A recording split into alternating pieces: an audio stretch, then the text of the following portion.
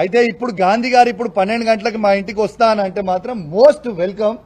రాగానే BRS party కండువ కప్పి లోపలికి తీసుకెళ్తాం, ఇద్దరం కలిసి భోజనం చేసుకుంటాం. భోజనం చేసి ఇక్కడి నుంచి మనము స్ట్రేట్గా తెలంగాణ భవన్కి పోదాం. తెలంగాణ భవన్లో ప్రెస్ మీట్ పెట్టి అక్కడి నుంచి స్ట్రేట్గా కేసీఆర్ గారి దగ్గరికి పోదాం. స్వాగతిస్తున్నాం, వెల్కమ్. నేను గాంధీని ఒక్కరినే కాదు బాబు, నిన్న చూసినో లేదో, నువ్వు ఇంతకుముందు చూసినో లేదో, గాంధీ గారు ఒక్కరే కాదు, దానం నాగేంద్ర గారి గురించి మాట్లాడినా, కడియం శ్రీహరి గారి గురించి మాట్లాడినా, గాంధీ గారి గురించి మాట్లాడినా, మన కృష్ణమోహన్ రెడ్డి గారి గురించి మాట్లాడినా, వెంకట్రావు గారి గురించి మాట్లాడినా, ఎవ్రీబడి పోయిన 10 ఎమ్మెల్యేలకు కూడా జవాబు చెప్తా ఉన్నాం. ఓకే, గాంధీ గారిని టార్గెట్ చేయడం అని కాదు, గాంధీ గారు అన్నారు. 10 ఎమ్మెల్యేలలో గాంధీ గారు అన్నారు. ఏమని అన్నారు గాంధీ గారు? ఆయన ఏమని అన్నారు? నేను కాంగ్రెస్ పార్టీలో చేరలేదు, నేను బీఆర్ఎస్ పార్టీ ఎమ్మెల్యేనే అని గాంధీ గారే అన్నారు కదా, నేనలే కదా. మా ఎమ్మెల్యే ఇంటికి నేను పోతా అన్న, తప్పేంటిది? Nothing wrong.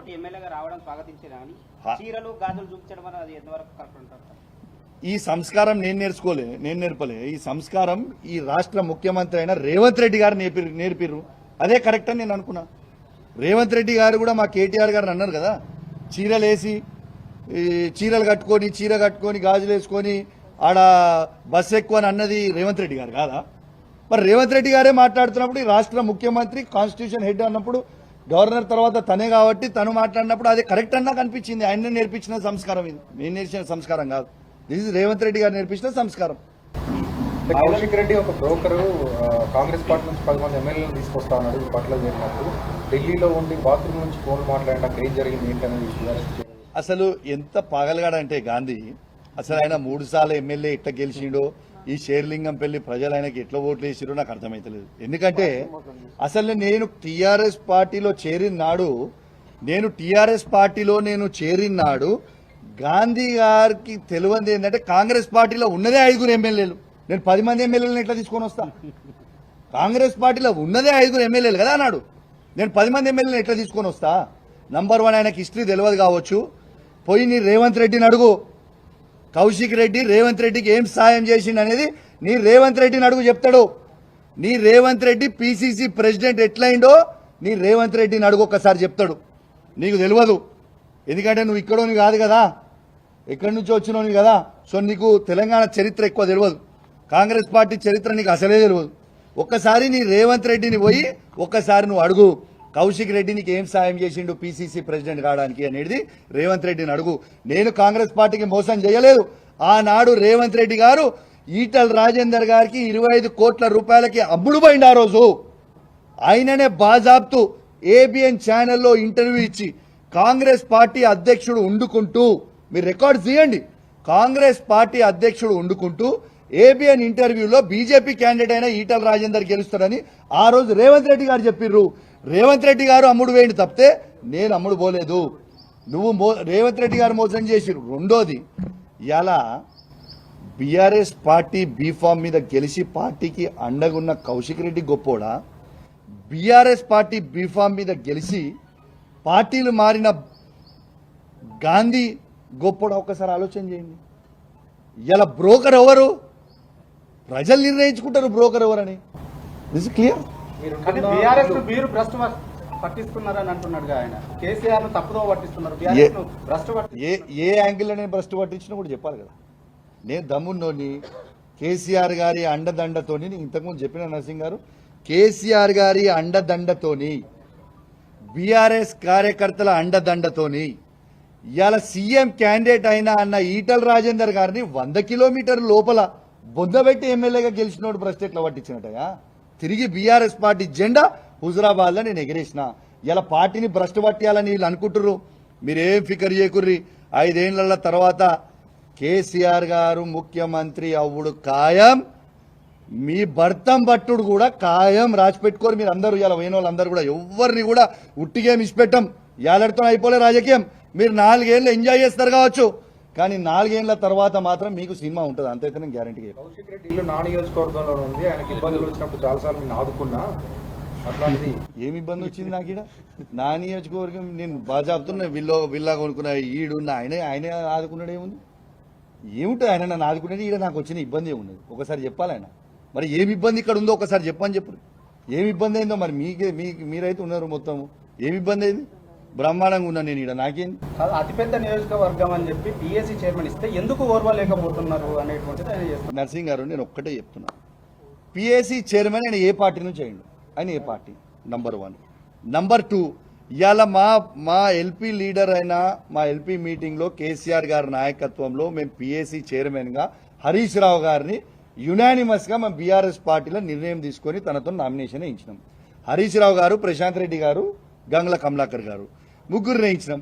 ఇలా హరీష్ రావు నామినేషన్ ఏమైంది, ఎట్లా ఎగిరిపోయింది? గాంధీ గారిని నామినేషన్ వేసుకొని చైర్మన్ ఎట్లా చేసిర్రు?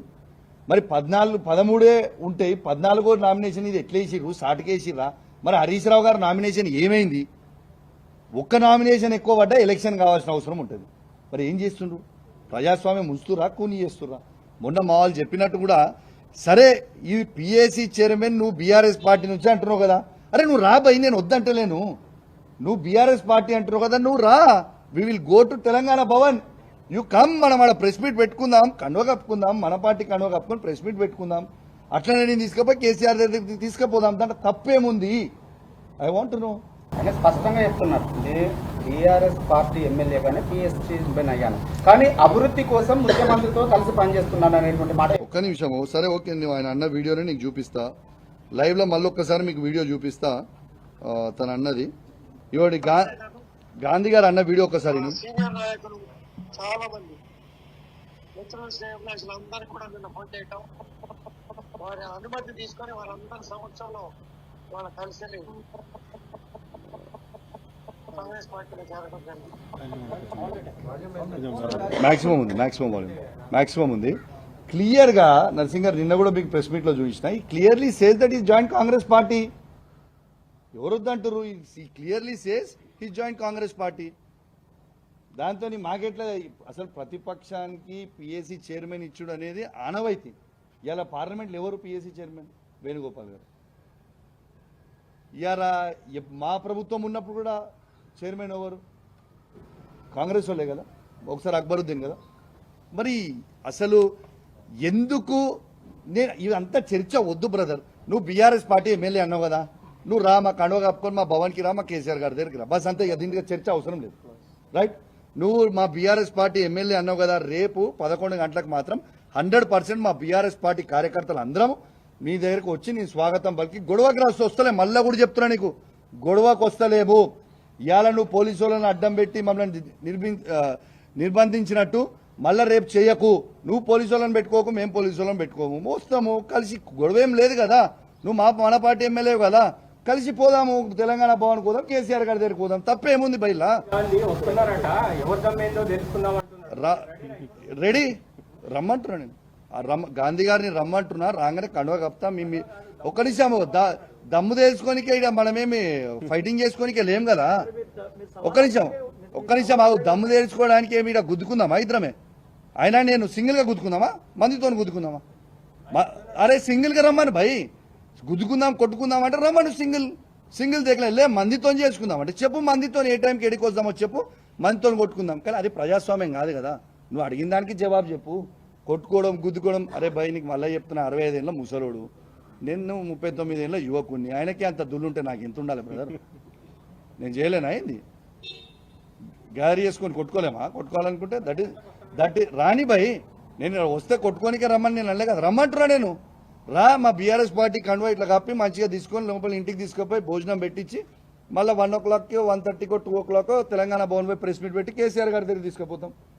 స్వాగతం కదా మాకు కూడా, మా ఎమ్మెల్యే గారు మా పార్టీకి వచ్చేస్తాం వాపస్ అని అంటే we are very happy, we are welcoming him.